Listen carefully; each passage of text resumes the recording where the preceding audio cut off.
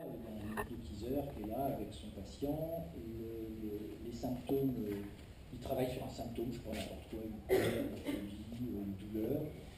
Le patient sort de là, alléluia, il n'a plus sa douleur, et 3 semaines après, il en refait une autre, par exemple. Donc c'est une des critiques majeures qui est faite à l'hypnose, qui est que on traite des symptômes, mais on ne traite pas l'individu.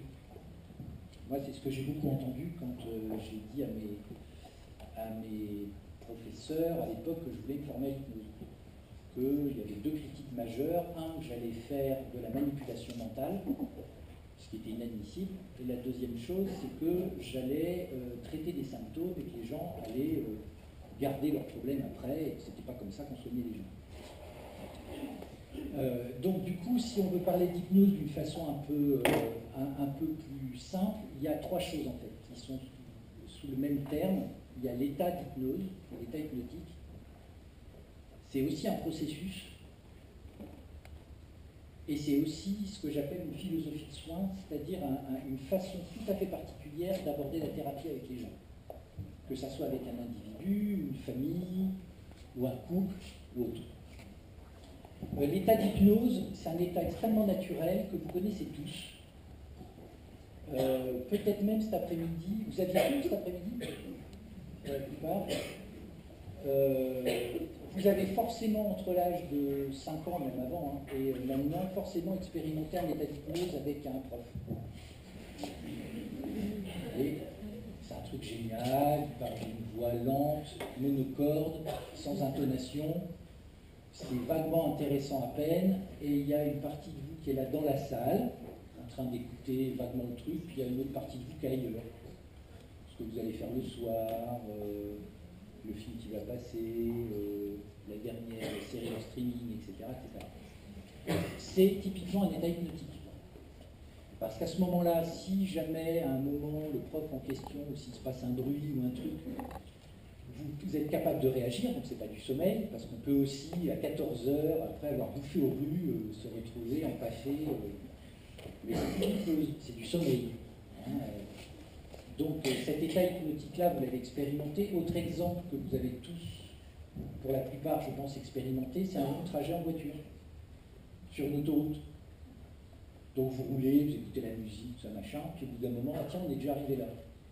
Comme si le temps s'était contracté, quoi. Comme si le temps n'avait plus de durée, ou du moins pas la même durée. Pourtant, pendant ce temps-là, vous avez parfaitement conduit la voiture. S'il y a quelqu'un qui freine devant, vous freinez, il n'y a pas de problème. Et pourtant, vous êtes là et pas là. C'est un état hypnotique. Et puis, cet état hypnotique existe dans toutes les cultures. Il y en a, après on l'appelle hypnose chez nous. On peut parler des trans chamaniques, on peut parler des derviches tourneurs, on peut parler de tout un tas d'expériences qui sont faites, ce qu'on appelle des états modifiés de conscience, qui sont très proches des états hypnotiques.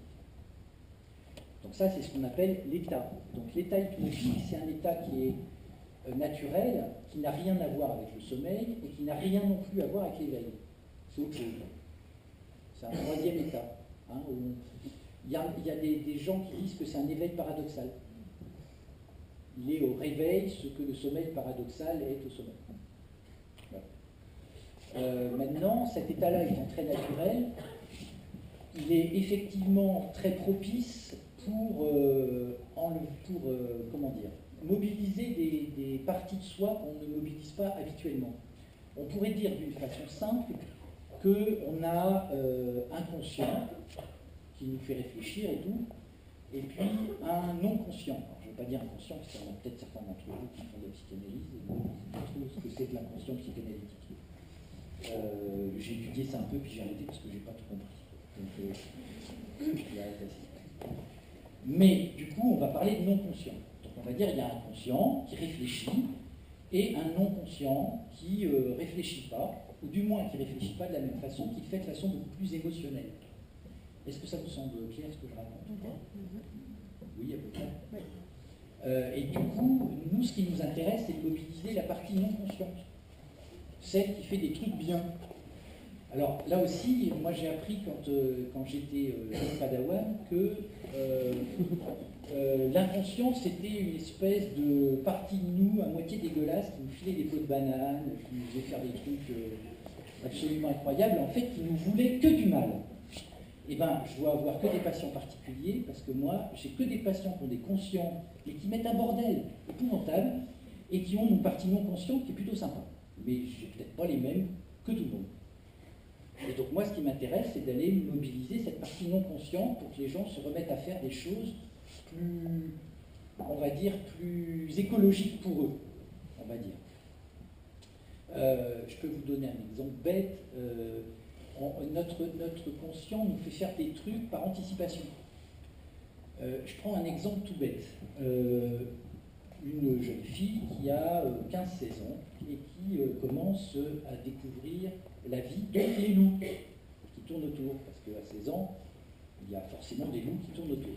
Et les loups, on ne les rencontre pas en restant dans sa chambre. Si, un peu sur Facebook, mais pas trop. Donc il faut sortir. Imaginons que dans le même temps, papa et maman ne s'entendent pas bien. Okay, et que maman ou papa fassent comprendre de façon tout à fait indirecte combien c'est quand même vachement sympa quand elle est à la maison, parce que passer une soirée en tête-à-tête à faire du Scrabble avec papa, c'est l'horreur. Au moins, quand je suis avec toi, ma fille, je ne m'ennuie pas. Bien, sauf que sortir, c'est bien aussi. Donc cette jeune fille-là peut tout à fait anticiper, alors qu'il n'y a rien du tout qui s'est installé, peut tout à fait anticiper consciemment, on va dire, le fait que si elle sort, il y en a au moins un des deux qui ne va pas aller bien, voire les deux, et que c'est quand même compliqué, qu'elle ferait mieux de rester à la maison. Mais en même temps, elle a quand même vachement envie de sortir. Une solution tout à fait économique pour satisfaire les deux, c'est de se mettre à avoir peur de sortir, par exemple. Comme ça, du coup, on est peinard. Si on a peur de sortir, c'est pas de notre faute si on ne peut pas sortir voir les copains puisqu'on a peur. Et puis en même temps, on reste à la maison. Eh bien, moi, ce qui m'intéresse, c'est comment cette fille-là va pouvoir mobiliser sa partie non consciente pour simplement qu'elle trouve des solutions pour faire ce dont elle a besoin. C'est-à-dire de sortir en trouvant des solutions pour laisser papa et maman jouer au Scrabble. Ou pas. Ça, pour tout, voilà. Donc, en permanence, notre travail d'hypnothérapeute est de mobiliser ce qu'on appelle les ressources, c'est-à-dire ce qu'on a à l'intérieur, qui sert à trouver des solutions à des problèmes. Et que moi, je m'aperçois, plus je travaille avec cet outil-là, qu'on fabrique énormément de problèmes consciemment, avec notre conscient, en anticipation, en analysant les données qui nous sont envoyées d'une façon erronée, en donnant des signes, des interprétations de choses que l'on observe et qu'on interprète mal, ou auxquelles on donne un sens particulier, qui fait qu'après on peut se retrouver dans des contextes extrêmement compliqués. Okay, du coup, cet état hypnotique, comme c'est un état dans lequel on est entre guillemets pas intelligent, au sens de l'intelligence consciente, va souvent permettre aux gens de trouver des solutions tout à fait étonnantes et écologiques à leurs problèmes. Est-ce que c'est à peu près clair? Donc ça, c'est l'état hypnotique. Mais c'est pas tout, parce que à ce moment-là, on pourrait dire, ben voilà, il y a quelqu'un, il va pas bien, on le met en transe hypnotique, il va faire son bidouille à l'intérieur tout seul, et hop, terminé, il sort de là, ça marche, il va mieux, etc. C'est pas aussi simple que ça. Sinon, c'est génial. Et puis, si c'était ça, j'aurais du succès tout le temps. Et donc, le matin, je ne pourrais pas arriver dans mon cabinet. Il y aurait une foule en bas avec des offrandes. Et je me mettrais sur mon balcon. Sauf que tous les matins, je rentre. Il n'y a pas d'offrande et il n'y a pas la foule. Donc, c'est que, bon, c'est pas universel. Néanmoins, si on parle d'hypnose, il y a l'état hypnotique et puis il y a le processus d'hypnose. Ça, c'est un truc un peu différent, qui est en fait le processus hypnotique, c'est-à-dire le chemin que l'on fait à l'intérieur de soi pour accéder à ces ressources-là. C'est-à-dire, on part d'un état d'éveil ordinaire, et puis il se passe tout un tas de phénomènes internes, où en fait, petit à petit, on va laisser une partie de nous qui va observer ce qui se passe, qui est donc très consciente, ce qui fait que dans un état hypnotique, on peut parler, on peut raconter des trucs, on peut causer avec le thérapeute. Et en même temps, il y a une autre partie de nous qui est dans un autre état. Et dans cet état-là, les sensations qu'on a sont des sensations, mais elles ne sont plus... elles sont branchées directement sur les émotions. Si je pouvais dire les choses simplement, c'est comme ça. C'est-à-dire que ça prend des raccourcis. Okay. Exemple tout simple, vous marchez dans la rue, et puis vous passez dans une rue où ça sent le pain chaud. Okay. Immédiatement, vous pouvez tout à fait, à partir de cette sensation-là, vous retrouver petit ou petite chez la grand-mère, ou je sais pas, enfin bon, en une fraction de seconde. Ce qui permet de passer d'un état de conscience ordinaire à cet état-là, qui peut durer une fraction de seconde ou plusieurs minutes, voire pour plusieurs heures, voire même des fois plusieurs semaines. Quand on voit les gens, quand ils sont dans des processus hypnotiques négatifs, ils y restent des mois dans cet état-là, mais tout le temps, mais de façon négative, c'est-à-dire qu'avec des choses désagréables. Mais ce qui permet de passer de l'état de vigilance à cet état-là, différent, c'est un processus, un chemin sur lequel on passe pour arriver à cette espèce d'état particulier dans lequel on va avoir des sensations, dans lequel on va avoir des émotions. Ces sensations-là vont se mettre en lien avec d'autres sensations qui elles-mêmes vont se mettre en lien avec d'autres émotions. Et au fur et à mesure, on construit une autre perception de soi et de son problème, à partir des choses qu'on a déjà à l'intérieur. Okay. Et que le travail du thérapeute qui travaille avec l'hypnose, c'est d'aider les gens à faire ce processus-là. Okay. À passer de cet état-là à un autre état, en trouvant soit des passages, soit des techniques, des ruses.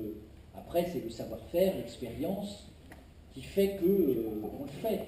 Mais néanmoins, ce qui est intéressant dans la thérapie hypnotique, c'est ce processus-là. Parce que les gens sont amenés à passer d'un état avec des tas de problèmes à un autre état dans lequel ils ont toujours les mêmes problèmes, mais ils ne les perçoivent plus de la même façon, ou ils ne se perçoivent plus de la même façon. Et du coup, ça leur permet de trouver des solutions à ce qui se passe maintenant. Je vais vous donner un exemple un peu caricatural, parce que des histoires de chasse, forcément, en 20 ans, j'en ai plein. Pour vous donner un exemple de ça, qui n'est qu'un petit livre.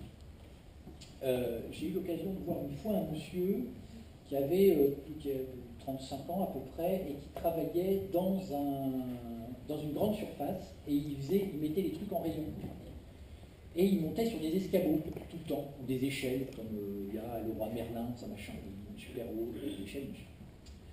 Et il vient me voir, il est en arrêt de travail depuis 3-4 mois, parce qu'il ne pouvait plus monter sur les escabeaux, mais plus du tout.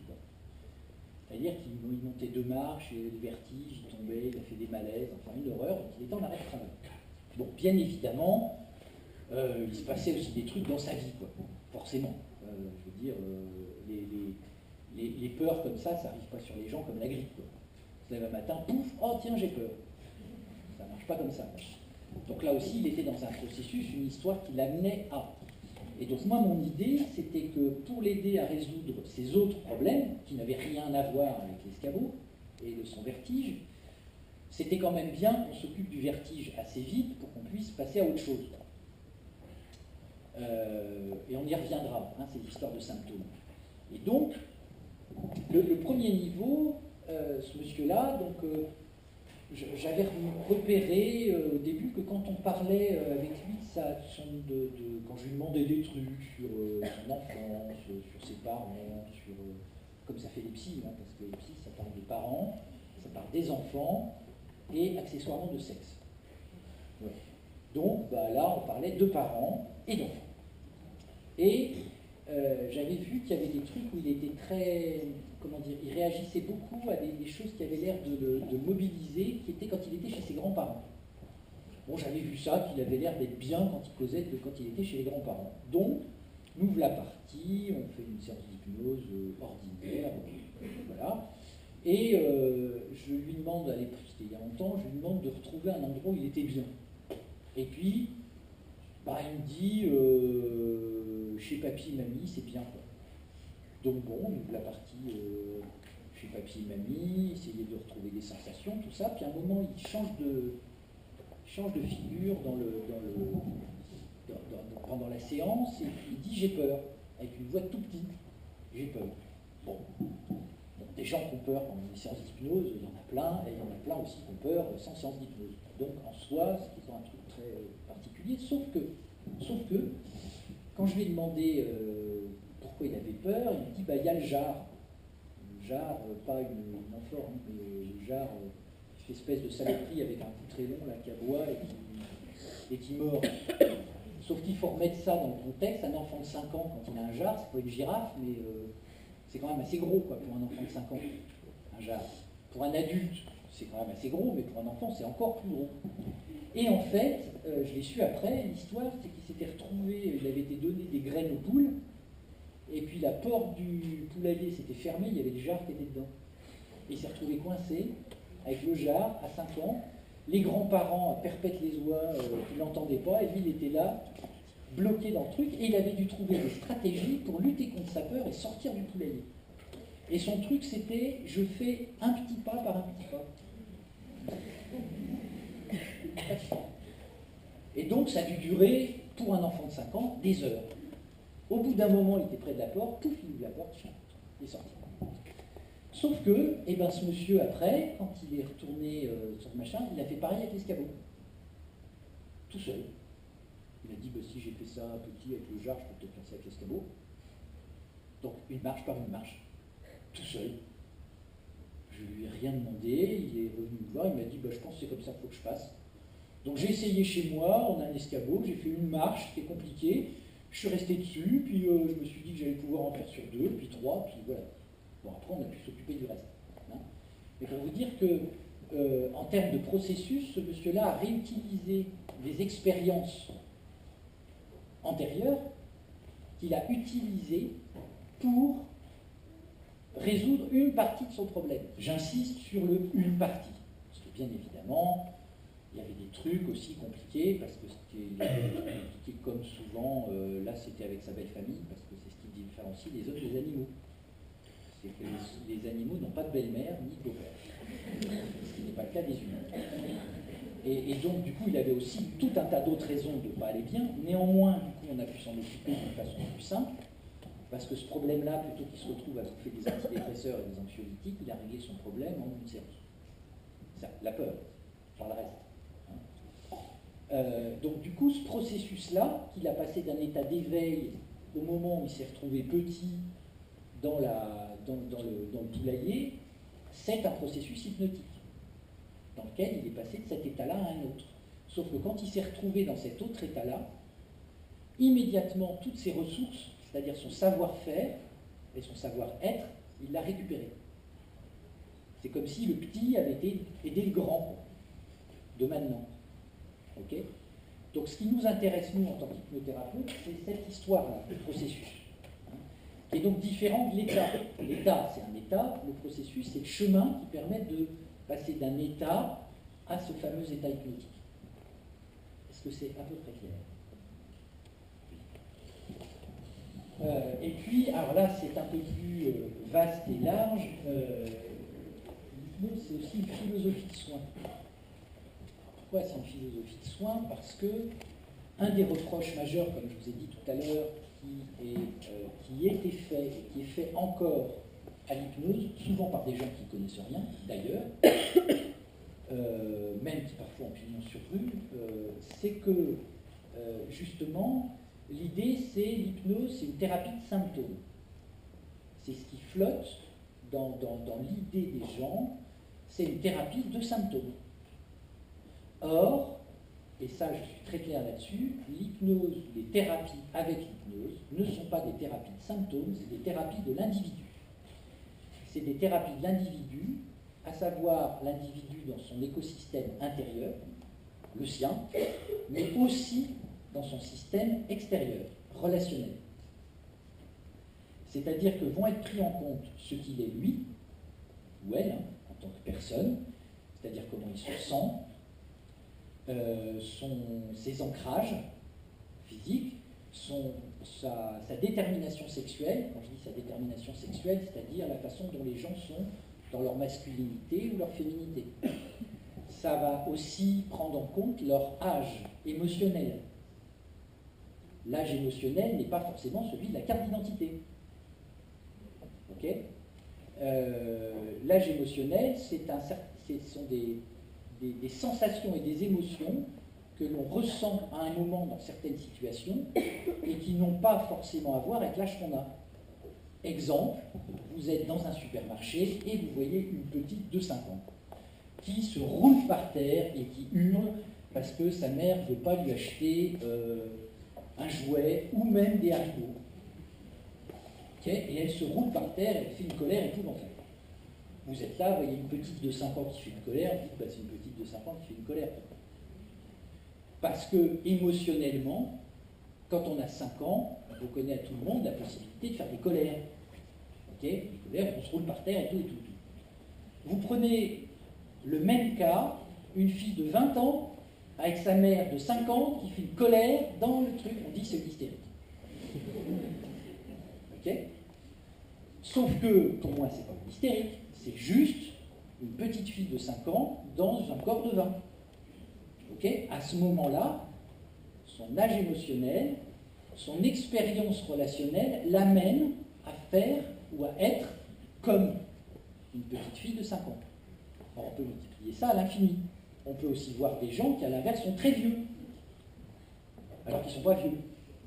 Enfin, ils sont très vieux. Moi, ça m'arrive très souvent de voir des petites vieilles de 35 ans, hein, ou des vieillards de 45. Bon, c'est pas tous les jours, mais ça arrive. Donc on prend aussi en compte ça.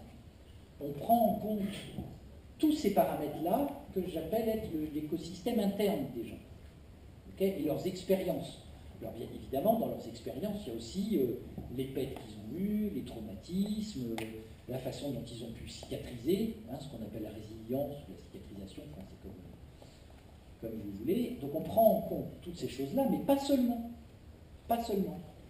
La philosophie de soin du travail avec l'hypnose, c'est de prendre aussi en compte l'entourage.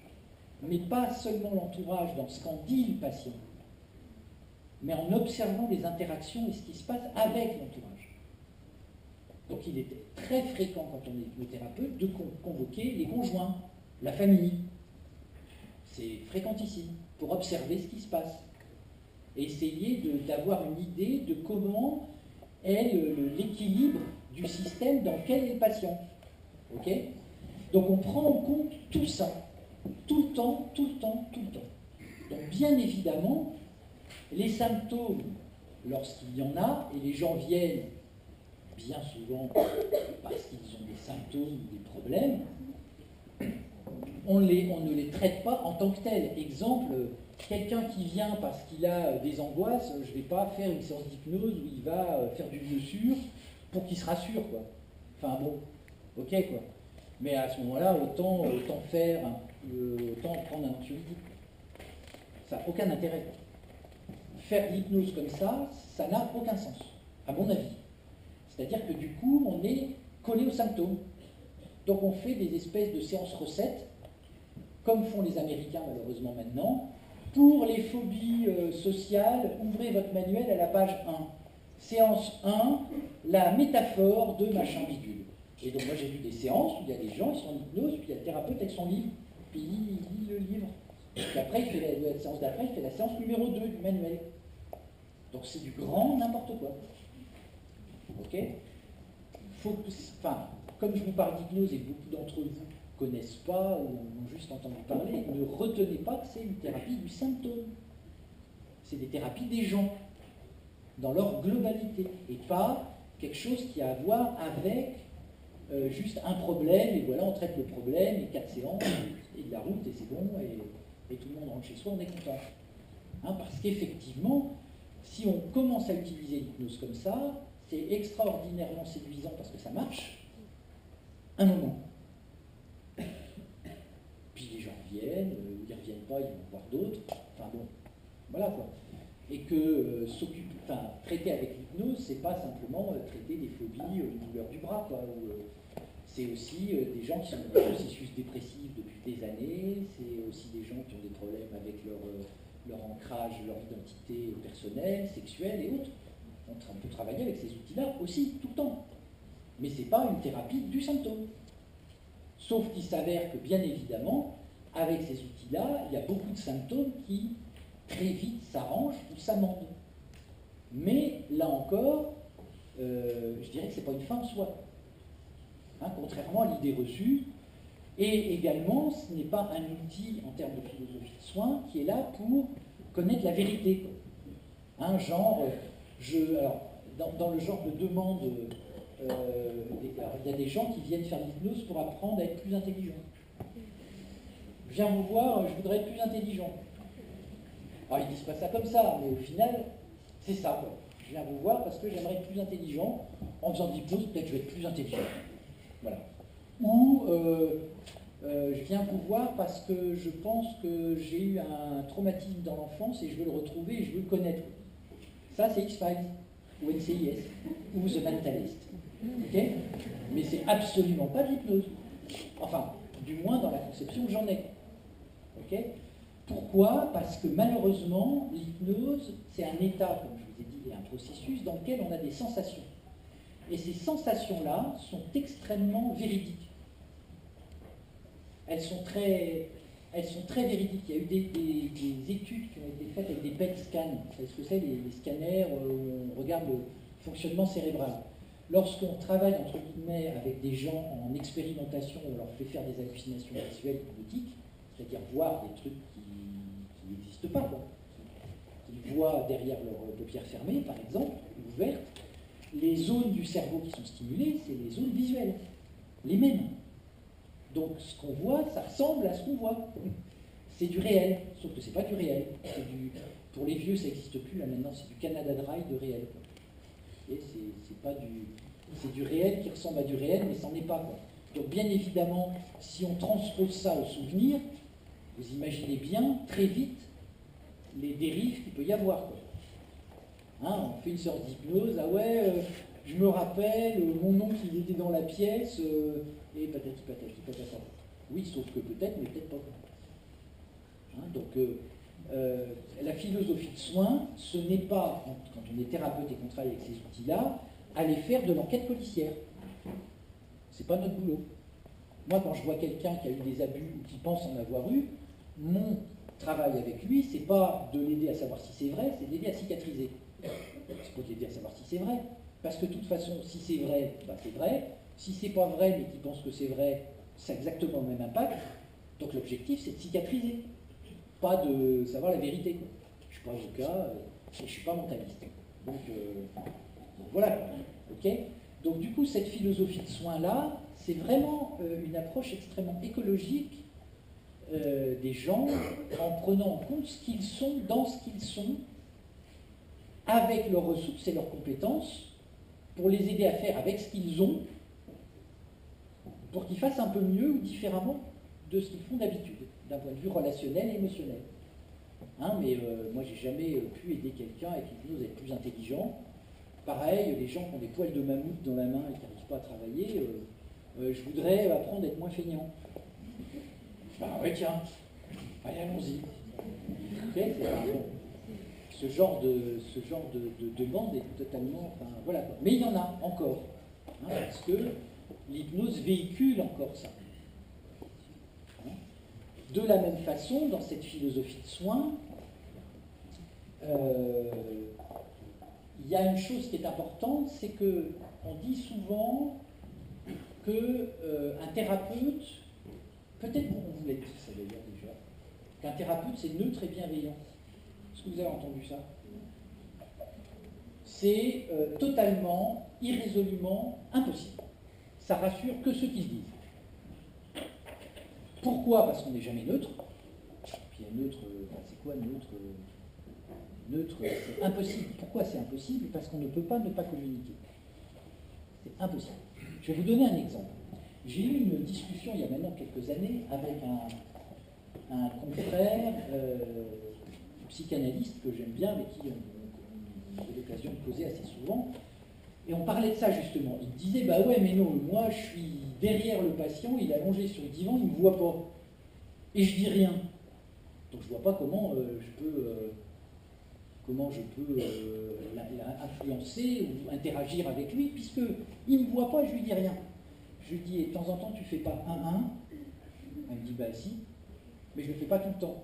Ah, je lui dis donc, ça veut dire que si ton patient qui ne te voit pas, pendant 1 heure, tu dis rien, et au bout d'un moment, tu fais 1-1, ah, ça veut dire que là, je lui ai dit un truc quand même que là, ça c'est important. Ok? Donc bien évidemment, là, il est rentré en interaction. Et forcément, il a suggéré des choses. Ok? Autre exemple, il y a des thérapeutes qui écrivent beaucoup, comme certains d'entre eux font avec les trucs et tout, ils écrivent. Et bien des fois, ils n'écrivent pas, parce que quand ça les fait chier, ils n'écrivent pas, donc c'est pas intéressant. Et puis quand c'est intéressant, ils écrivent. Au bout d'un moment, les patients, ils apprennent ça. Ah, là, le thérapeute, il écrit, donc ce que je dis, c'est intéressant. Donc si après, ce thérapeute en question, sans parler, veut transmettre à son patient ce que tu me dis là, vraiment, ça ou puis c'est dans un violon, c'est pareil, et bien il ne note pas. Et puis s'il se met à prendre en note, là, c'est intéressant. Si ça, c'est pas de la suggestion, bah, donc on ne peut pas ne pas communiquer. Donc être neutre, c'est un leurre. Ça ne rassure que les gens qui disent ça. C'est totalement impossible. Donc bien évidemment, dans la philosophie de soins avec l'hypnose, on dit que ce sont des outils où on manipule. Mais on se manipule tout le temps. Quand vous allez voir, vous avez tous vu au moins une fois un médecin généraliste pour une angine. Prenez le médicament, au bout de 3 jours, il va être efficace, avant non. Bah, c'est de la manipulation. Vous prenez un antidépresseur, pendant 10 jours, il ne va pas être actif, au bout du 11e. Ok? Ça, c'est de la manipulation. Mais quand ces gens-là, je leur dis, bah, vous manipulez, ah bah non. Ah bah non, on ne manipule pas. Mais c'est de la manipulation. Je vous préviens, madame, votre grand-mère, elle avait la psychose maniaco-dépressive, vous avez 50% de chance de la faire à 55 ans. Elle a 51 ans. Mais rassurez-vous, madame, vous n'avez que 50% de chance. Si ça, c'est pas de la suggestion négative, je ne sais pas ce que c'est. Ok? Donc on est en permanence là-dedans. Quand on est en relation les uns avec les autres, on se manipule en permanence. Pas forcément à mauvais escient, c'est pas ce que je dis, mais on est tout le temps dans la manipulation. Tout le temps, tout le temps. Donc il est bien évident que quand on fait de l'hypnose, oui, on manipule, oui, on suggère des choses, mais notre travail, c'est pas de le faire pour le faire, c'est le faire pour les gens, pour leur rendre service. Ok? Et que du coup, plutôt que de dire moi je ne manipule pas alors qu'on manipule de toute façon, je pars du principe que je préfère le faire d'une façon éthique, de façon à aider les gens. Parce que cette manipulation-là, ce sont des choses de tous les jours qu'on connaît tous. On se le fait en permanence entre nous, en permanence. Et que je m'aperçois que les patients sont beaucoup plus doués que nous pour la manipulation. Bonjour docteur, je viens vous voir, voilà, j'ai la fibromyalgie. Vous savez ce que c'est que la fibromyalgie? C'est on a mal partout, partout dans les muscles et dans les os, on ne peut plus bouger, et c'est un moyen génial de faire chier son mari en toute impunité. Entre autres. Eh bien, c'est une maladie super archi répandue, la fibromyalgie. Et il y a ça, ça m'est arrivé, on est lundi, c'était la semaine dernière, une dame vient me voir, elle s'assoit, donc me montrant à quel point elle allait mal. Okay? Par contre, je ne pense pas que dans la rue, quand elle marchait, okay? Ce qui ne veut pas dire qu'elle n'avait pas mal, elle ne jouait pas la comédie, mais c'est une façon de me manipuler, en me montrant, regardez docteur comme je vais mal. Et elle me dit deux trucs. La première chose, docteur Dubos, je viens vous voir parce que vous êtes un très, très, très, très bon thérapeute. Donc un mec balèze, quoi. Vraiment, voilà. Donc premier truc qu'elle me dit. Deuxième truc qu'elle me dit, j'ai déjà vu au moins 6 de vos confrères. Et je lui dis alors, elle me dit, ben ça n'a pas marché du tout. Mais c'est normal parce que mon cas est difficile. Okay, donc vous êtes un très, très, très, très bon thérapeute. Je vous amène un cas quasiment insoignable. Il y a 6 de vos confrères qui se sont plantés dessus, mais comme vous êtes meilleur, ça va vous remonter vachement, comme on dirait maintenant, ça va vous faire kiffer, quoi. Si vous arrivez à être meilleur que les 6 autres.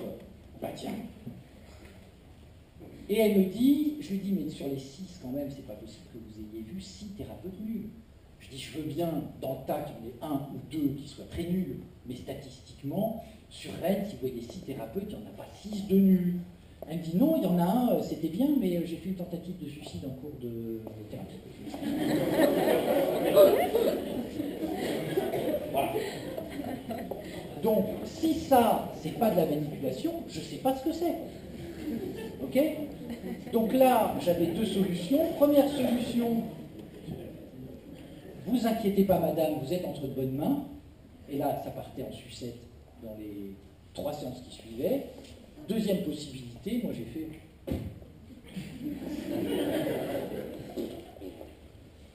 Ben là, moi je sais pas. Je dis, 6 thérapeutes avant, moi la fibromyalgie en plus... Oh, je connais pas trop ce truc-là. Ah bon, on m'a dit pourtant que vous étiez un spécialiste. Hein. Je sais pas qui vous a dit ça, mais... Ouais. Ok?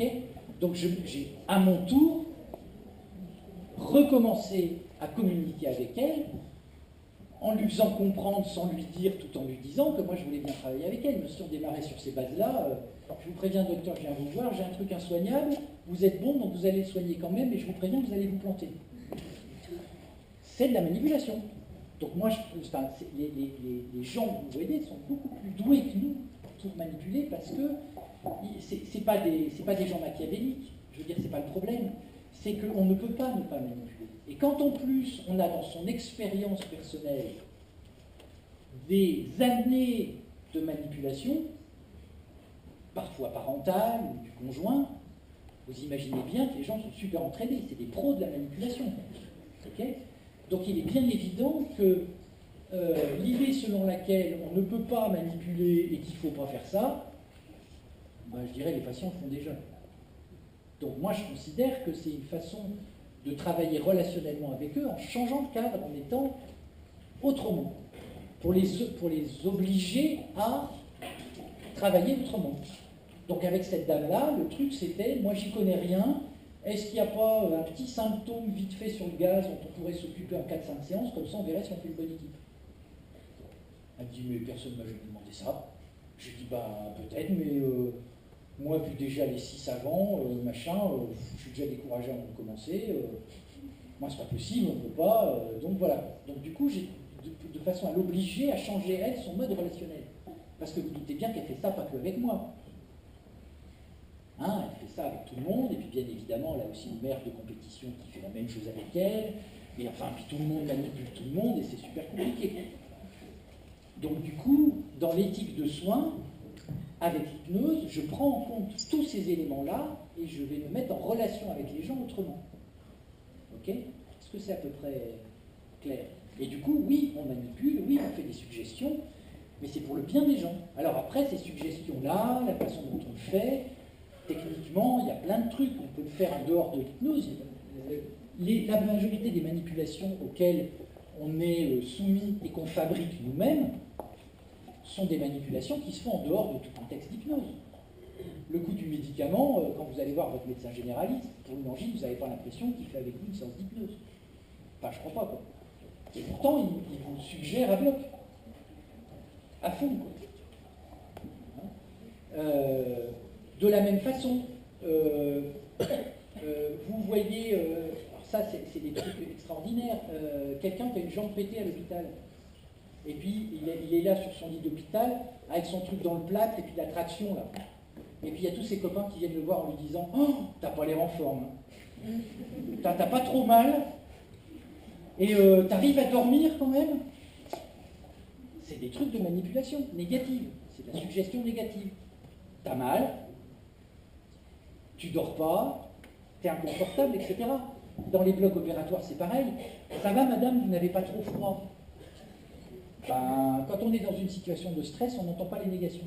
Je vous le dis comme ça, on entend juste les mots de base. Donc vous n'avez pas trop froid, quand on est en situation de stress ou de tension, on entend vous avez froid. Voilà. Donc maintenant, il y a des thérapeutes anesthésistes qui travaillent avec l'hypnose qui demandent aux gens s'ils ont suffisamment chaud. C'est pas pareil. Ok ? Par exemple. Okay, donc on est aussi dans de la manipulation, de la suggestion. Sauf qu'elle est éthiquement positive. Hein, cette manipulation-là, on l'a aussi dans des techniques qu'on appelle nous du recadrage, c'est-à-dire redonner un sens différent à une réalité commune. Ok ? C'est-à-dire que les gens viennent nous voir avec une situation, et comme on est censé être des thérapeutes, donc un thérapeute c'est toujours intelligent, et puis ça sait tout mieux que tout le monde. Les thérapeutes, ça c'est tout. Donc c'est facile. Et du coup, on peut être amené à redéfinir avec les gens leur situation en leur donnant un autre sens. Okay, qui du coup va rendre le problème beaucoup moins difficile pour eux et va leur permettre, encore une fois, de mobiliser leurs ressources. Hein? Autre histoire de chasse, par exemple, vite fait, on a le temps encore.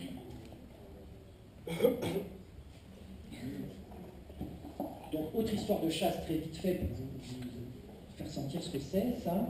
Je vois une dame qui vient me voir il y a maintenant quelques années. Elle vient me voir parce qu'elle est harcelée au travail. C'était très à la mode, le harcèlement au travail. Donc, elle est harcelée par sa chef, qui est une dame qui doit avoir 50, 60 ans. Elle a 35. Et sa chef, mais la fait chier, mais beaucoup.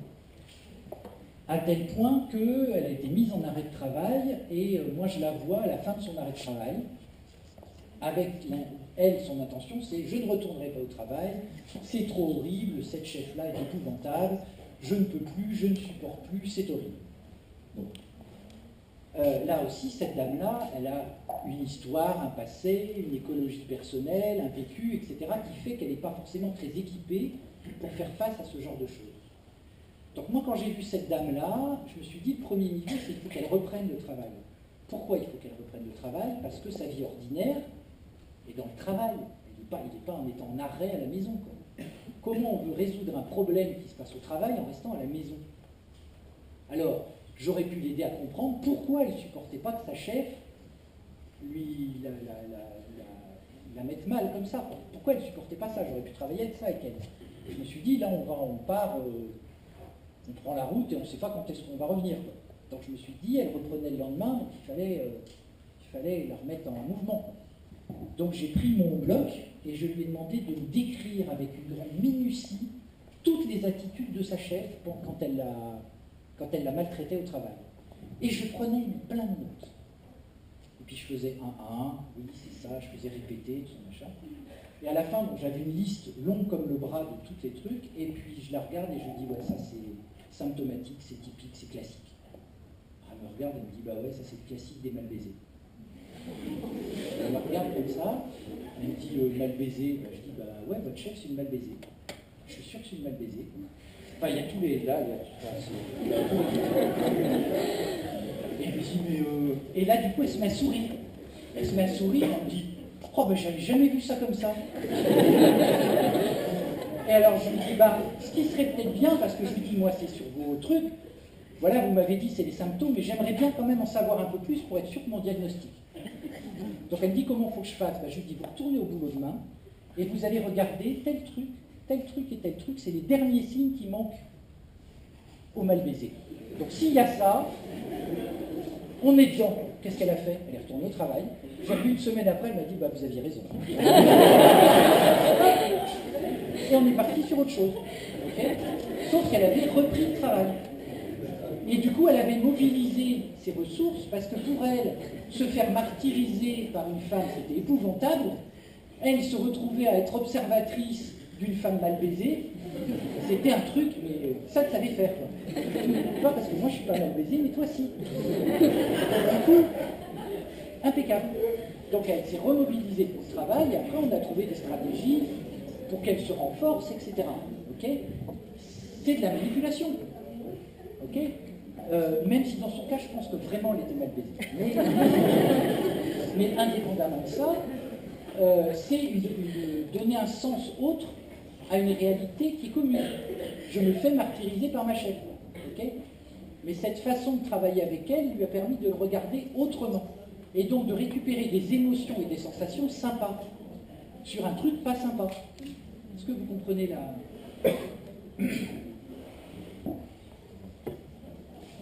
Alors, du coup,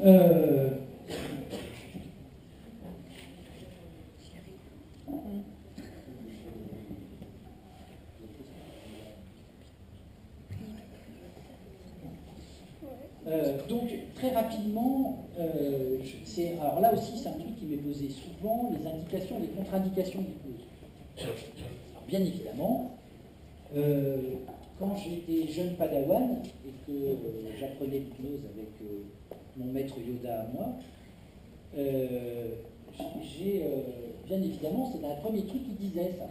Il y a des choses qui sont contre-indiquées avec l'hypnose, il ne faut pas travailler avec l'hypnose, avec certains problèmes.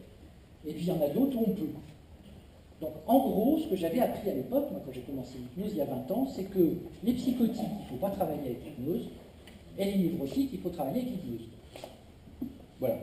Donc avec ça, je fais... Déjà parce que un patient psychotique, à part effectivement quelqu'un qui est vraiment très du côté obscur de la force et qui est vraiment très fou, ça je veux bien, mais je vois aussi aujourd'hui des gens très fous qui sont en situation de chaos et qui ne sont pas psychotiques. Et pourtant, quand on les voit, ils ont les pieds qui touchent plus le sol, ils sont complètement dissociés, en vrac, etc. Et pourtant, ils ne sont pas psychotiques.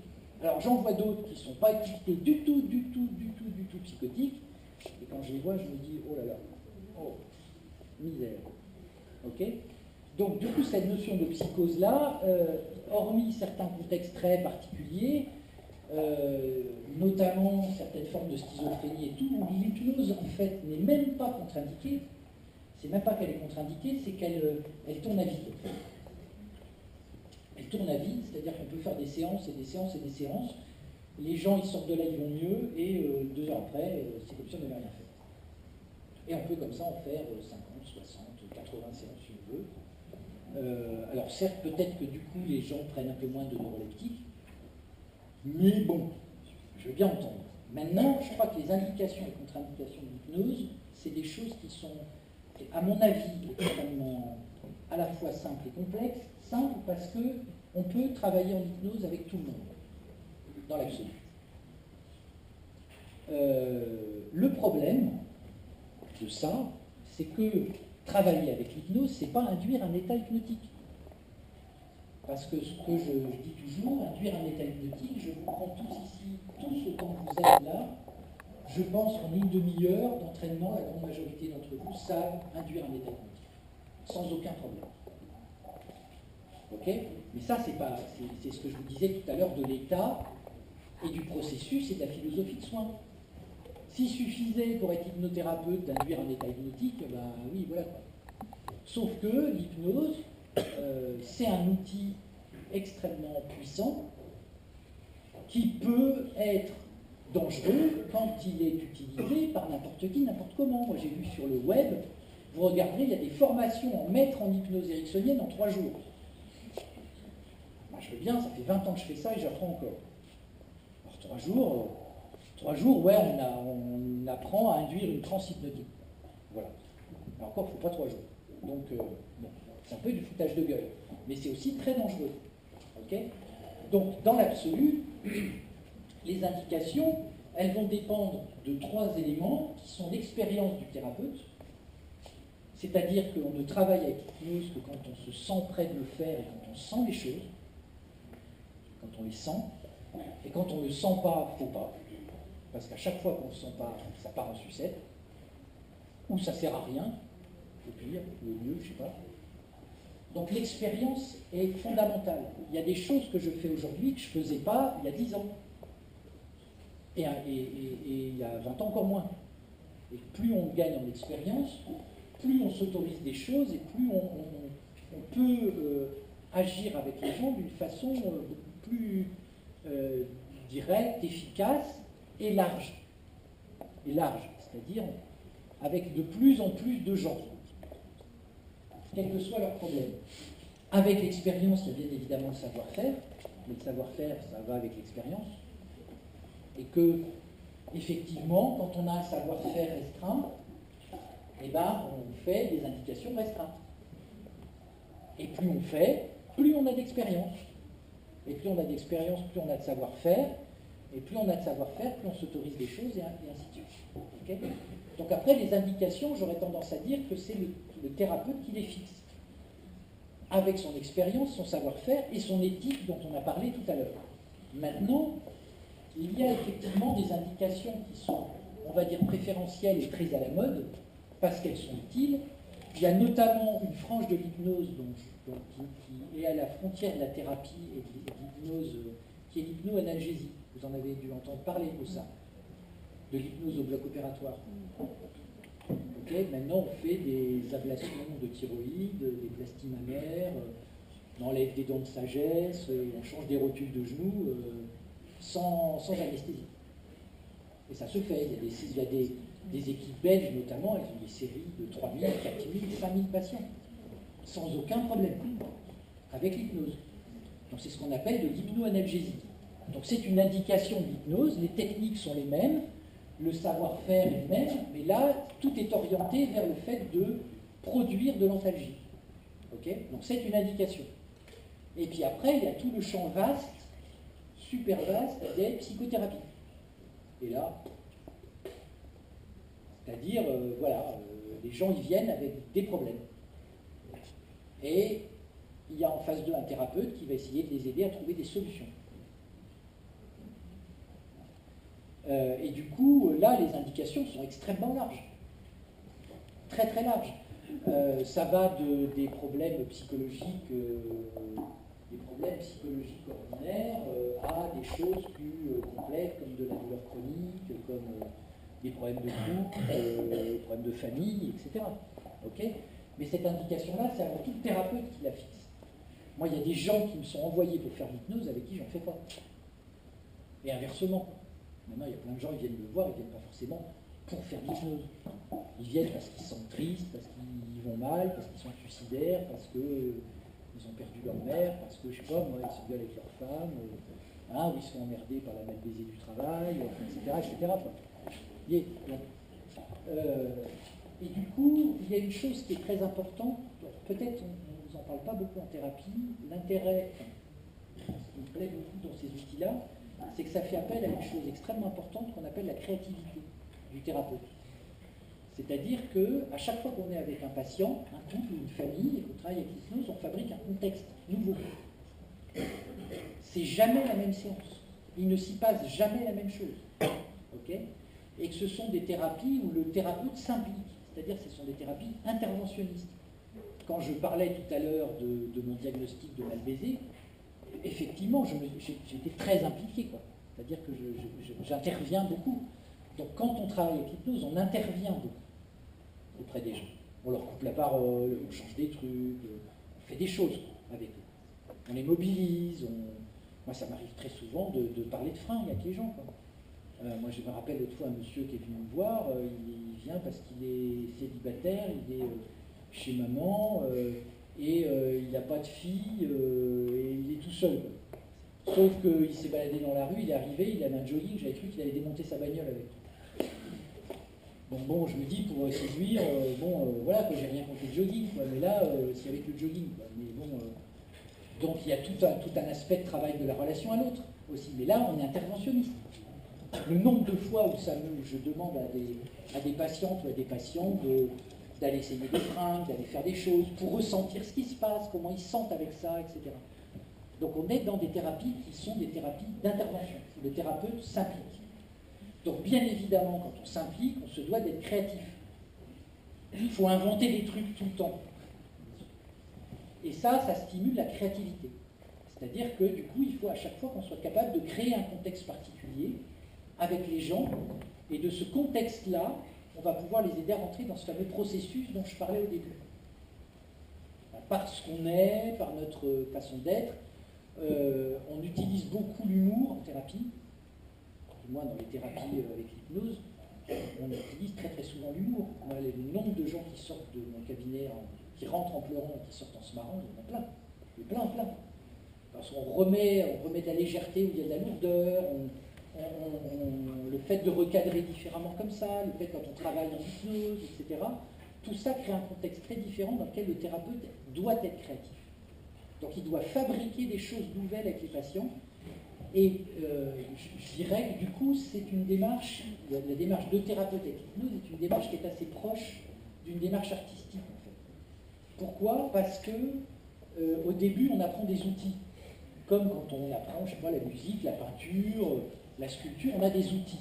Donc on fait des choses très académiques. Okay, et plus on intègre les outils académiques, plus on va sortir ce qu'on est soi, on va faire plus simple, plus pertinent, plus etc. En musique, en peinture, c'est comme ça, quoi. Au début, on apprend à sculpter, à dessiner des machins, des trucs, des bidules, et au bout d'un moment, le mec, il est là, il passe sur le truc. Ah bah ouais, mais c'est ça, quoi. Pour arriver à faire le claque sur la toile et que ça soit génial, il faut 20 ou 30 ans de boulot derrière avec des essais, des machins, des trucs, des bidules. Et bien, en thérapie avec l'hypnose, c'est pareil. C'est-à-dire qu'en permanence, on a des fondamentaux qu'on apprend, des techniques, des stratégies, des façons d'induire l'hypnose, des façons de regarder les gens. On apprend à observer les gens, ça y viendra un peu très vite, plus qu'à les écouter, parce que vous êtes ici, on vous apprend à écouter. Nous, on a appris à écouter aussi. On écoute les gens. Ben, moi, quand j'écoute, je ne peux pas les regarder. Je n'arrive pas à faire les deux. Et si en plus j'écoute et je note, ben là, je ne les regarde plus. Là, c'est mort. Donc, ben, je note pas et je regarde.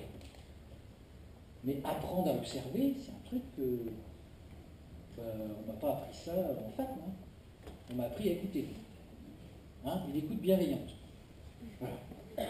Hein, des fois somnolente. Des fois en pilote automatique. Et puis mon mari,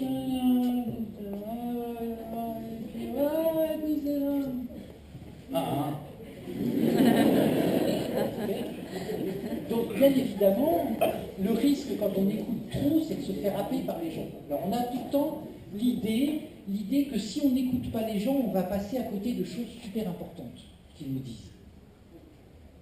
Ok? Moi, je pars du principe que quand les choses elles sont hyper importantes, les gens ne les oublient pas. Et s'ils ont un truc super à me dire important sur leur père, s'ils ne me le disent pas à la première séance, ils me le diront à la seconde. Parce qu'ils n'auront pas oublié qu'ils ont un père pété en une semaine. Ah, c'est bizarre, j'avais un truc à vous dire sur mon père, je ne me rappelle plus. J'ai jamais vu ça, quoi. Les gens, quand ils ont des trucs importants, ils savent. Donc s'ils ne me le disent pas tout de suite, c'est pas grave. Par contre, eh ben, on les observe, on les regarde, comment ils sont, comment ils marchent, comment ils se tiennent, comment ils bougent quand ils parlent, les trucs qui les mobilisent, qui les mettent en mouvement. Il y a des gens, ils sont tout immobiles, tout coincés là, dans leur fauteuil, puis d'un coup on cause d'un truc, puis voilà. Okay, ben, émotionnellement, ça c'est vachement important. Mais si on n'observe pas ça, ben, on ne le voit pas. Puis si on ne le voit pas, on ne peut pas travailler avec. Moi, quand je vois quelqu'un qui est tout déprimé, tout immobile, et puis qui se met à bouger quand il parle de sa grand-mère, par exemple, eh ben, il est clair que je vais travailler avec ça. Parce que ça le bouge, ça le mobilise, c'est des ressources. Okay, donc, il faut apprendre à regarder les gens, à les observer. Ben, ça, on n'apprend pas ça à l'école. Donc, bien évidemment, quand on commence à travailler avec l'hypnose, on apprend à observer, à regarder. Et ben, au début, on observe des trucs d'une façon très scolaire, et puis petit à petit, on observe de façon globale, et on voit les gens de façon globale, on observe des tas de signes qui nous donnent ce qu'on appelle des trucs que soi-disant avec lesquels il ne faut jamais travailler, c'est l'intuition. Ben, nous, on travaille que avec ça. Que avec l'intuition. Ou quasiment qu'avec l'intuition. Et après, sur cette intuition, viennent se graver, se greffer des choses. Et plus on a d'expérience, plus on a d'intuitions, plus ces intuitions-là sont recoupées aux histoires. Enfin, c'est toujours pareil, quoi, au fur et à mesure.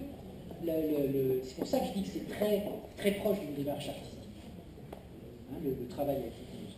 Donc c'est du coup quelque chose qui oblige le thérapeute à être très créatif, tout le temps attentif, tout le temps sur la brèche, ce qui fait que moi je ne vais plus jamais manger au resto en prenant du vin le midi, parce que après c'est... ok, et on n'observe plus. Je suis plus performant, quoi. J'ai besoin d'être tout le temps sur la brèche, quoi, pour observer ce qui se passe et être réactif. Okay, je vais peut-être arrêter là.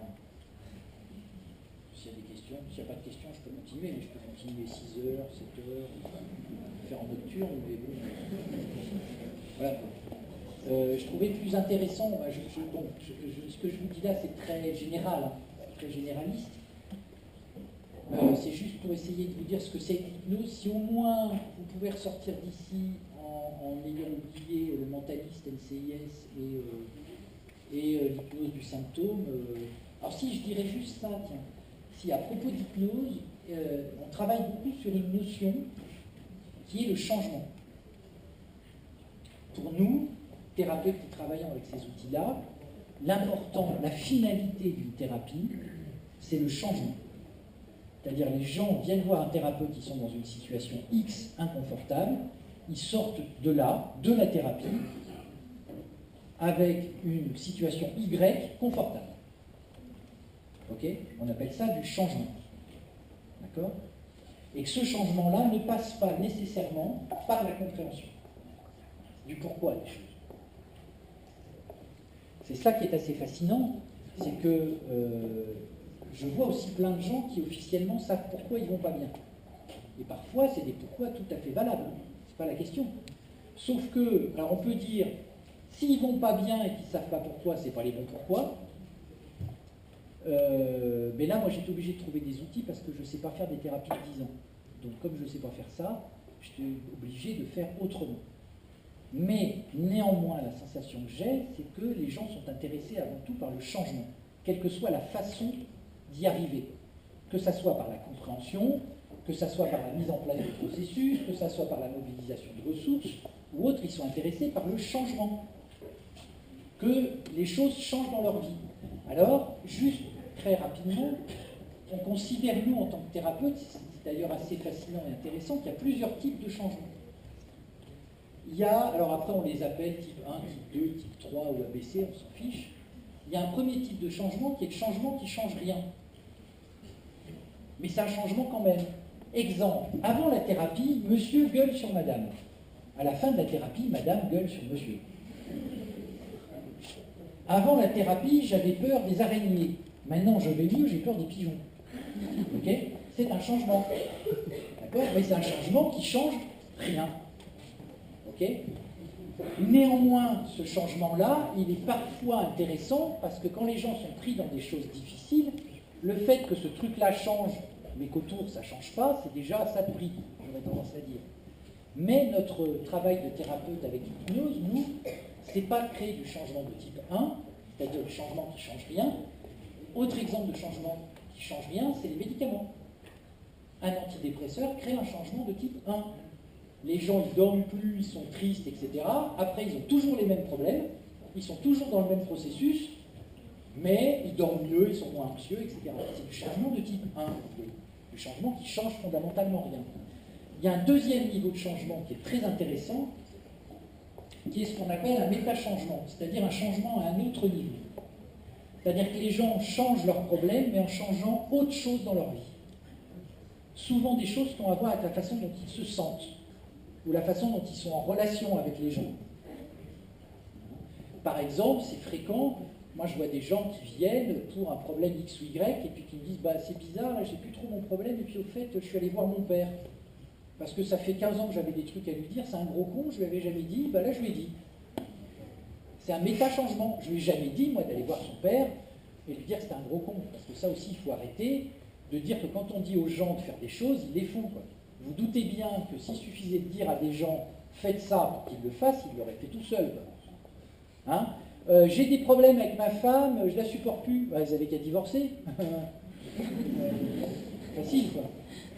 Hein, surtout quand on est thérapeute, qu'on n'a jamais divorcé, qu'on est heureux en couple et qu'on ne sait même pas à quoi ressemble le tiers du millième, du dixième de millimètre de ce que c'est que d'essayer de divorcer, quoi. Donc les gens, voilà, bah, vous n'avez qu'à divorcer. Ah bon, bah, bien docteur, bah, je m'y mets dès ce soir. Voilà. Voilà, ok. Donc le changement de type 2, c'est du changement où les gens changent quelque chose dans leur problème officiel auquel ils viennent, et en même temps ils changent autre chose dans leur vie, qui augmente leur confort, qui change un peu la vision globale qu'ils ont de ce qu'ils sont. Souvent ces gens-là, on ne les revoit plus, jamais, mais pas que nous.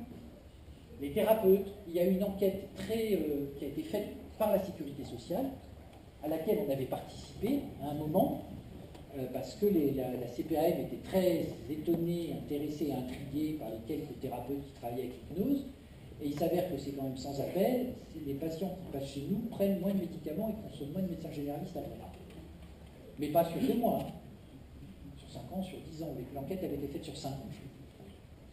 Eh bien, ils vont moins chez le docteur, ils prennent moins de médicaments, ils vont moins chez le généraliste, ils se plaignent moins, ils ne sont pas en arrêt de travail, etc.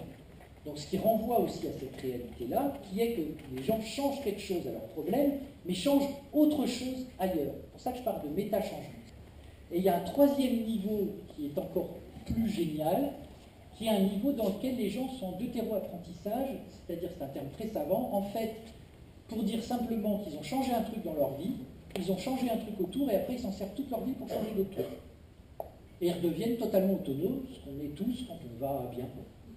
Parce qu'aller bien, c'est pas vivre dans un monde de bisounours tous les jours, quoi. C'est juste simplement trouver des solutions aux problèmes quand ils se présentent. Même des fois aux groupettes.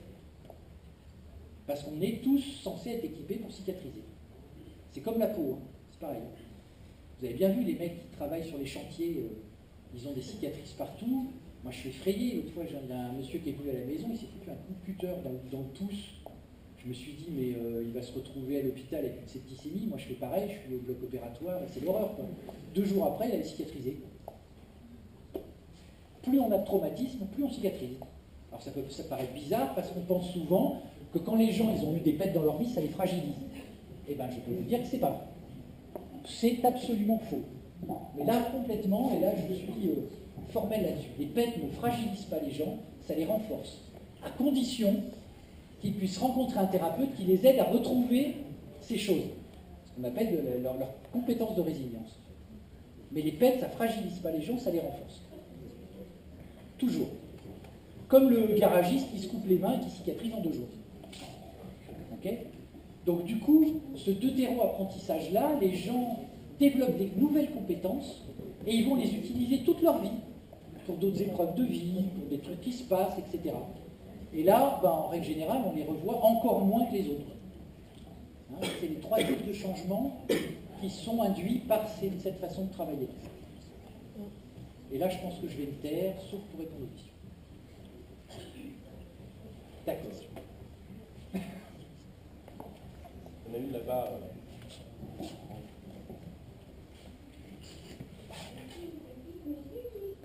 Oui. Oui.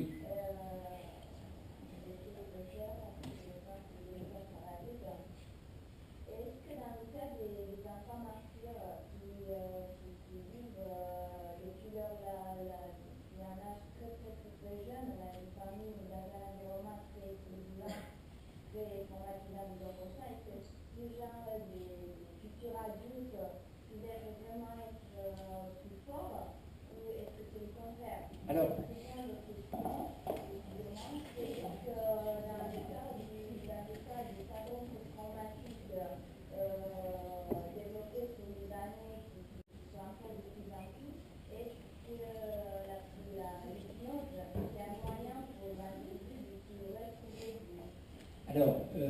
c'est une bonne question. Je ne dis pas ça parce que les questions sont bonnes, bien évidemment, mais cette notion-là, elle est importante parce qu'il y a bien évidemment, quand je vous parle d'hypnose, et je vais très vite. Donc effectivement, quand je dis que les gens cicatrisent des pètes qu'ils prennent, oui, bien évidemment. Sauf qu'il faut aussi prendre en compte une une chose, qui est que les traumatismes répétés ont deux conséquences. Soit ça renforce les gens, soit ça intervient à des moments clés de leur développement, et du coup ça pète le développement, ou ça le ralentit, ou ça le fausse, okay, ou ça le met en désordre. Donc il est évident que l'on sait tous que des traumatismes précoces et répétés créent, comme c'est sur du matériel psychologique, émotionnel et physiologique qui est en construction, bien évidemment, plus ces traumatismes-là vont être précoces et répétés, plus ça va perturber grandement le développement et physiologique, et psychologique et émotionnel. L'exemple, vous avez tous vu ces photos et ces vidéos épouvantables des enfants en Roumanie à l'époque, hein, qui se balançaient, qui étaient privés de soins, hein, quand ils n'ont plus aucun toucher, qui sont battus tout le temps.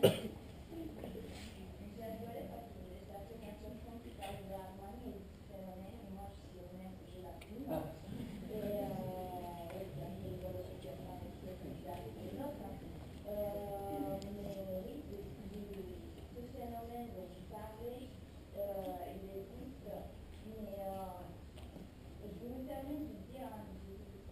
D'après moi, il y a une certaine nuance. Dans le sens que les enfants, le matériel reportage qui a été réalisé sur les enfants des orphelinats pour moi dans la période du chercher une période plutôt dictatoriale, il est plutôt différent par rapport aux enfants qui arrivent dans des familles socialement bien sûr, tout à fait. Néanmoins, le processus est le même. C'est-à-dire que le processus, il est le même, c'est-à-dire que les gens, les enfants, vous le savez tous, et là, bien évidemment, c'est une notion de bon sens. Quand on se construit entre, et là aussi, je fais juste une petite parenthèse sur l'idée que tout se construit de 0 à 6 ans, c'est faux. J'espère que vous savez ça maintenant, que c'est une bêtise absolue. Les choses, elles ne se construisent pas entre 0 et 6 ans, et à 6 ans, c'est fini. C'est n'importe quoi. Mais néanmoins, il est évident qu'il y a des périodes clés du développement psychomoteur, physiologique, émotionnel et relationnel qui, lorsqu'ils sont grandement perturbés, créent effectivement des désordres de construction émotionnelle, relationnelle et psychologique, du coup, qui sont très importants. Maintenant, pour répondre à la question par rapport à l'hypnose, je pense que parce qu'il y a eu des études qui ont été faites et des gens dans des congrès auxquels j'ai pu aller qui travaillent avec des enfants qui étaient comme ça dans des contextes de multi-polytraumatismes répétés depuis des années, qui tous s'accordent à dire que du coup cette façon de travailler et cette capacité d'être créatif, y compris avec les enfants qui sont en déficit de relation, du coup est une façon extrêmement pertinente et confortable pour les thérapeutes et pour les enfants. Et que ça leur permet de progresser. Maintenant, il est évident que c'est comme d'habitude, ça dépend d'où on part. C'est toujours la même chose.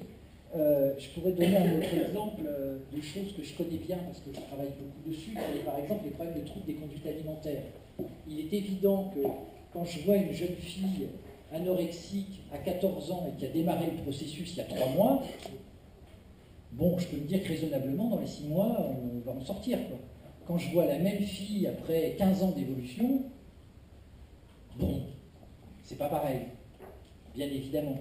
Néanmoins, quand je parlais de cette idée de traumatisme répété et de la possibilité que les gens se renforcent, je pensais aussi aux gens qui ont des épreuves de vie à répétition et qui les cabossent. Genre, les gens qui perdent 3 membres de leur famille en 1 mois, et puis après ils sont licenciés, et puis après ils divorcent, et puis après ils ont une maladie, quoi. Enfin, je sais pas, des espèces comme ça de succession sans fin de pètes psychologiques graves, et les gens arrivent à cicatriser. Mais bien évidemment, plus les traumatismes sont répétés et précoces, il est bien évident que là, on va être du coup sur des problèmes qui sont liés au développement, c'est-à-dire des problèmes de maturation et d'organisation psychologique, qui fait que plus c'est désorganisé, plus c'est compliqué à réorganiser. Néanmoins, ça nous arrive assez régulièrement de travailler avec des enfants qui ont des difficultés comme cela, notamment une une dame qui travaille sa pétrière à Paris, Bouchara. Madame Bouchara, qui travaille beaucoup avec des enfants, justement, qui sont dans des contextes de polytraumatisme, et qui décrit dans ses études des résultats tout à fait étonnants. Parce que c'est une autre façon de travailler, c'est-à-dire qu'on va aborder les choses d'une façon très, très différente. Oui.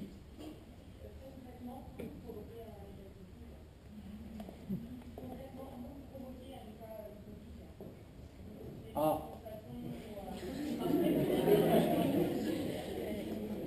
Ah, alors ça,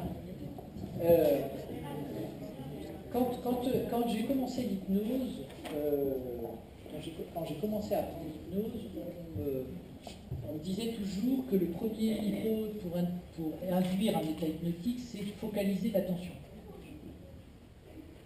On focalise l'attention sur un point ou un endroit, etc. Et du coup, pendant que les gens sont focalisés sur un endroit d'une pièce, etc., on leur demande de travailler avec leur évocation. C'est-à-dire, ils évoquent des choses agréables, par exemple. Tu vois, je sais pas, j'aime bien être à la mer et marcher dans l'eau. Bon. Et ben, pendant que les gens ils se focalisent sur un point, on va les aider à retrouver des sensations. C'est-à-dire que l'hypnose part du corps, toujours. Ça, c'est un truc que je n'ai pas dit, effectivement, fautamment. L'hypnose part du corps et part pas de la tête. Okay, c'est-à-dire qu'on va remettre en route des processus émotionnels à partir du corps, des sensations. Okay, et quand on travaille en hypnose, quand les gens évoquent des choses, ils évoquent des choses à travers des sensations. Et donc, on peut dire qu'induire un état d'hypnose, ça peut être effectivement de focaliser l'attention sur un endroit et puis de demander à quelqu'un de se rappeler des choses agréables et on va essayer de l'aider à retrouver des sensations. Mais ça, vous savez tous faire, ça. Retrouver des sensations de froid, de chaud, d'odeur, de légèreté, etc. On prend ça et après on accentue la sensation. Okay, et du coup, petit à petit, les gens se retrouvent avec une partie d'eux qui est très consciente et une partie qui observe, par exemple, une lévitation de la main, hein, ou une catalepsie de la main, où la main elle reste comme ça, et les gens peuvent rester comme ça pendant une demi-heure, sans effort. Mais sans problème. Okay, sans fatigue, sans rien. Okay, maintenant, ça c'est une façon d'induire un état hypnotique, on va dire classique, ordinaire. Maintenant, la grande majorité du temps, on peut faire avec tout. Je dirais, c'est comme dans le cochon, tout est bon. C'est-à-dire qu'on peut induire un état hypnotique avec un mouvement de main. On peut induire un état hypnotique en prenant la main et en la touchant, quoi. Pendant qu'on parle d'un truc, tac, et puis hop, et du coup, les gens sont tout de suite ce qu'on appelle dissociés. Ça, c'est une notion que j'ai volontairement pas développée quand on parle d'induire un état hypnotique, on parle de dissociation. Alors, j'ai pas voulu en parler ici, parce que si on commence à parler de dissociation entre la dissociation psychotique, la dissociation hypnotique, la machin, on en prend pour 3 heures, et le débat ne sera pas à clos. Donc, quand on parle de dissociation au sens hypnotique du terme, c'est-à-dire qu'il y a une partie qui observe ce qui se passe, et une autre partie qui fait des choses différentes. Donc, par exemple, ça peut être effectivement une main qui devient plus légère, okay, ou même une expérience complète. C'est-à-dire que, comme je disais tout à l'heure, le monsieur, quand il parlait du jar dans le poulailler, il n'était pas dans l'évocation « je me rappelle que j'étais dans le poulailler », c'est « j'ai 5 ans, je suis petit, je suis dans le poulailler et j'ai peur ».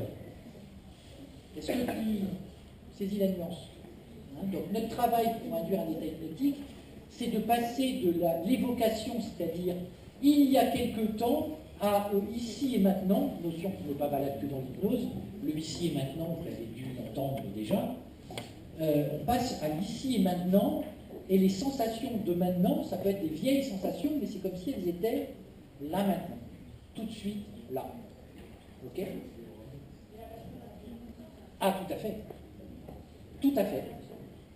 Il y a même des gens, des fois, qui disent « Ah ben c'est bizarre, ma main elle se lève toute seule. » Ben je dis « Ben oui, c'est qu'elle peut faire ça, oui. » Ah bon. Et puis ils s'en foutent, quoi. Voilà, bah, c'est toute seule, bah oui, c'est toute seule. Et alors donc, il y a une partie d'eux qui observe ce qui se passe. Hein, mais on peut induire un état hypnotique extrêmement rapidement, hein, avec, je vous dis, avec le toucher, en prenant une main, en disant bonjour, en racontant une histoire. Voilà quoi. Les gens focalisent l'attention, mais ça, c'est quelque chose que vous connaissez, parce que focaliser l'attention, vous savez faire. On a tous appris ça très tôt quand on est petit, avec les parents, pour obtenir des trucs ou pas. Après, on a considérablement développé ça avec les filles et les garçons.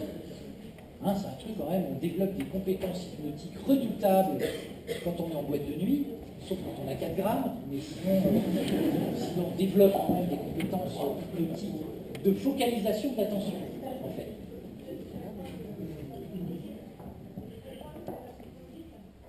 De l'état?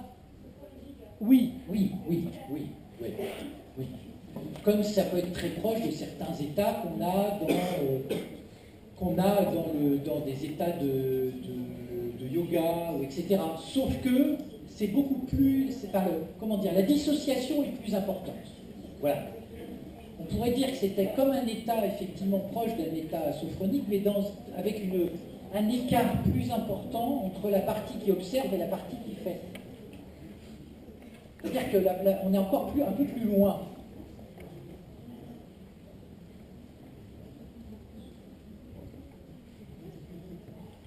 Ils savent tout. Pas d'autres questions?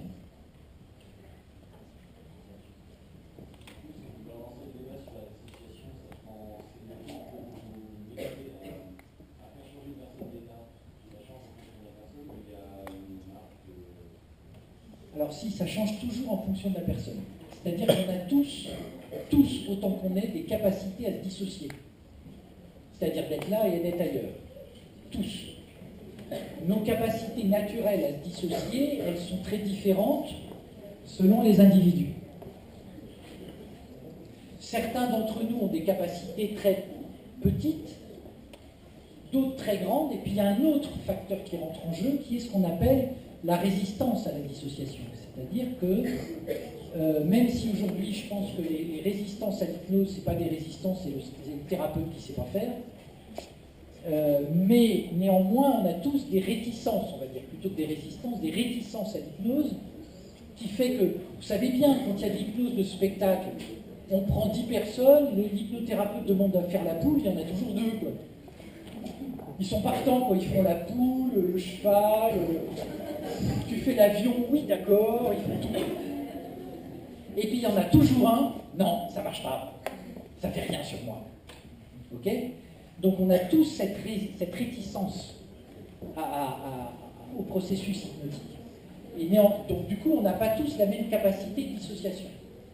Néanmoins, on en a tous une. Il s'avère quand même que même si on prend d'un point de vue pathologique ou psychopathologique, les grands obsessionnels sont des gens qui ont justement une grande difficulté à se dissocier. Ils ont plus cette souplesse.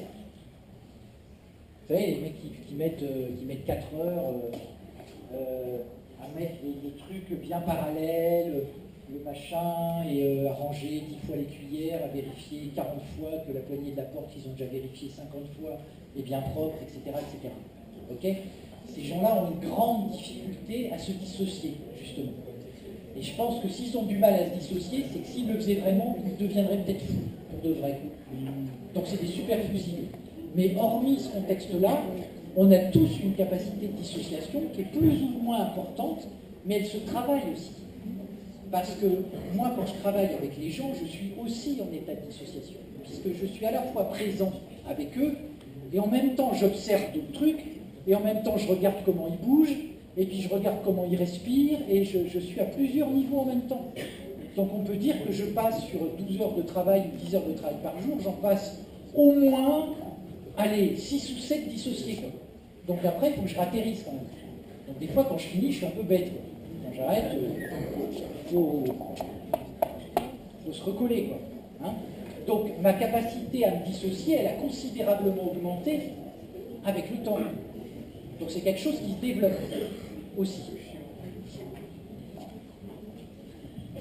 Mais je ne sais pas si je réponds à ta question.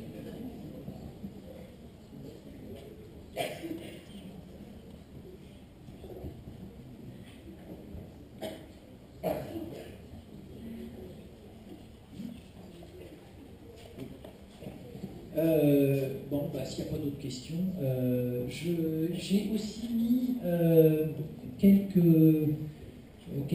ouvrages, parce qu'on m'avait demandé une bibliographie, donc j'en ai mis quelques-unes. Ce sont des ouvrages simples, courts. Alors, il n'y a pas d'image dedans, mais s'il y en a un, il y a des images dedans. Mais ils sont courts. Pourquoi je dis courts?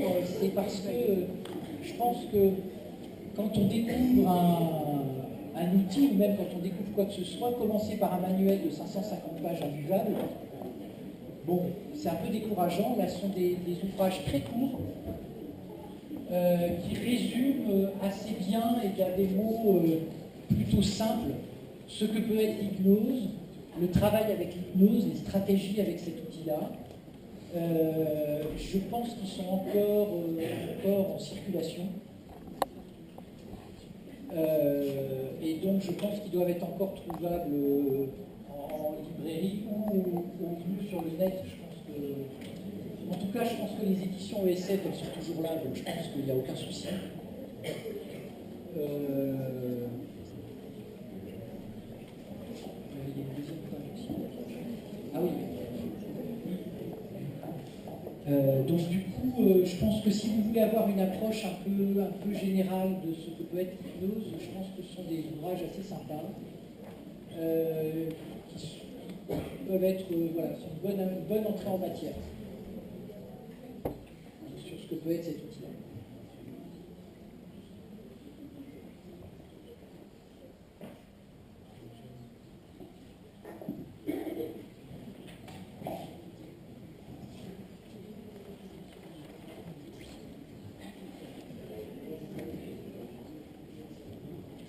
Alors maintenant, juste pendant que vous prenez ça, je peux éventuellement, j'avais hésité à vous en parler, mais je peux en parler éventuellement une dizaine de minutes. Quand on parle d'hypnose, de travail avec l'hypnose, il y a une notion importante. Est-ce que vous avez un nom plus joint par adresse mail? Yes, sir. Des questions ou des choses comme ça? Oui, pas de problème. J'ai une adresse mail que je vais donner à la jeune fille qui est présente en bas et qui se chargera de... À moins que je vous la donne là. C'est mieux peut-être. Je lis mes mails, pas forcément tous les jours, mais au moins tous les 2 jours. Bon, je pense pas que j'aurai 500 mails ou alors vraiment... voilà. Donc mon adresse email, c'est Dubos, comme ça se prononce. .bruno@wanadoo.fr.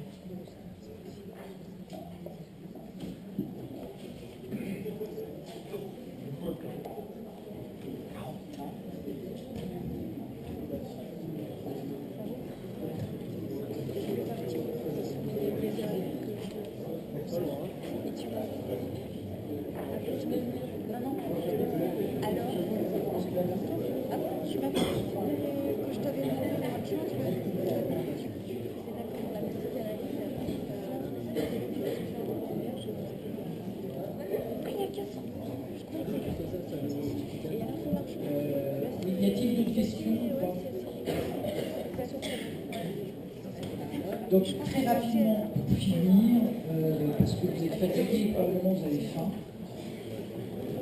je vais juste, pendant juste 5 minutes, même pas 10, il y a une autre notion que je n'ai pas abordée volontairement parce que je pensais que ça allait prendre un peu compliqué, c'est la notion de stratégie. C'est-à-dire que quand on est thérapeute et qu'on travaille avec l'hypnose, on est tout le temps dans une démarche stratégique.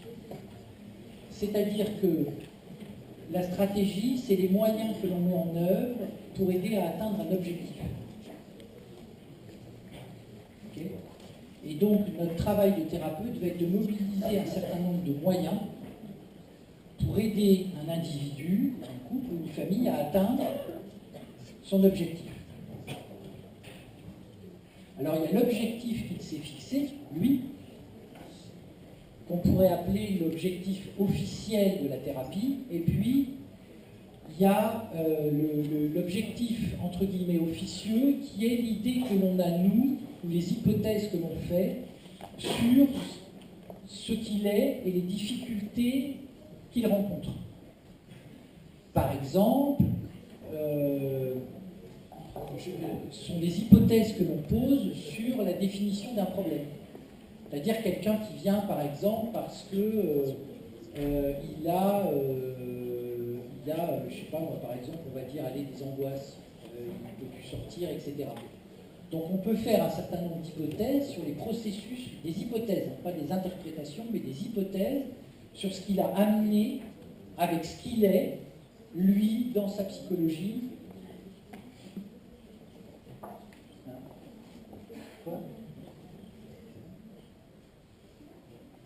Ce qu'il a amené à être dans cette situation-là. Donc ce sont des hypothèses que l'on fait sur les apprentissages de cette personne-là, ses émotions, comment avec ce qu'il est actuellement, il s'est mis en difficulté, des difficultés qui l'ont amené à être dans ses angoisses et ses peurs de sortir, par exemple. Donc du coup, notre boulot va être double. Lui, ce qu'il demande, c'est à ne plus avoir peur.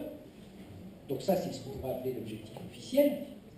Et nous, l'objectif officieux peut être comment aider cette personne-là, par exemple, à être un peu plus adulte dans ses relations avec les autres. Comment l'aider à être un peu plus autonome vis-à-vis de ses parents. Comment, etc., etc., etc. Mais ça, bien évidemment, ça reste un objectif officieux. Pourquoi c'est un objectif officieux? Parce que on n'est pas Dieu le Père, que ce sont des hypothèses que l'on peut avoir, et que ces hypothèses-là, ça reste des hypothèses. On peut aussi se tromper d'hypothèse. Et qu'en fait, on était complètement à côté de la plaque. Ça arrive. Donc du coup, ces hypothèses-là vont nous servir, nous, comme base de travail, pour mettre en place des stratégies, donc des moyens pour aider cette personne-là à atteindre, à essayer de créer ce fameux changement de type 2. Là. Est-ce que je suis à peu près clair dans ce que je vois? Et donc du coup, cette stratégie-là, ces stratégies-là, vont en permanence sous-tendre notre travail avec l'hypnose. C'est-à-dire qu'aujourd'hui, moi, en tant qu'hypnothérapeute, je ne fais jamais une séance d'hypnose pour faire une séance d'hypnose. Je ne fais jamais de séance d'hypnose sans hypothèse. En me disant, bah, je ne sais pas trop ce qu'il y a, bon, allez, on va faire une séance d'hypnose, on verra bien. Je ne fais jamais ça. C'est-à-dire que j'ai toujours des hypothèses sur ce qui se passe et les processus qui sont en œuvre, de façon à essayer d'aider la personne à changer des choses, tout en continuant à s'occuper de son problème, qui est son problème officiel. Okay, une métaphore de ça, ça pourrait être parce que, oui, c'est une histoire en fait. C'est assez proche de ce qui se passe en thérapie. Il y a un mec qui rentre chez lui, il est bourré, il a 4 grammes, et il est dans la rue, et puis il est à 4 pattes par terre, il cherche ses clés. Bon, jusque-là, voilà. Et puis il y a un autre monsieur qui passe, qui lui n'a pas picolé, qui passe dans la rue, et il voit un mec à 4 pattes, en train de tâtonner par terre. Donc il va voir le monsieur, il lui dit mais qu'est-ce qui se passe? Et l'autre à moitié bourré lui dit bah, j'ai paumé mes clés et je ne peux pas rentrer chez moi. Et donc l'autre monsieur lui dit bah, pas de problème, je vais vous aider à les chercher. On va donc procéder par méthode. Où étiez-vous la dernière fois que vous vous rappeliez que vous aviez vos clés? Alors le mec un peu bourré, il réfléchit, il dit bah c'était là-bas. Et là-bas, c'est un coin super obscur. Le bout de la rue, tout, c'était là-bas que je les ai paumés, mes clés. Alors l'autre il dit, mais pourquoi vous les cherchez là? Ben là au moins, je vois clair, il y a de la lumière. Voilà. Et ben, la grande majorité des gens que je vois me demandent d'aller chercher les clés sous le réverbère. Bien évidemment. Donc mon boulot est de chercher avec eux les clés sous le réverbère, et petit à petit, les ramener dans le coin où on ne voit pas trop clair et où peut-être il y a des trucs. serait utile pour eux pour qu'ils retrouvent ces clés. Est-ce que c'est à peu près... Donc mon travail, c'est ça en fait. Donc après, ça demande effectivement de l'expérience, de la ruse, du savoir-faire, etc. Donc je pense que je vais finir là. Hein.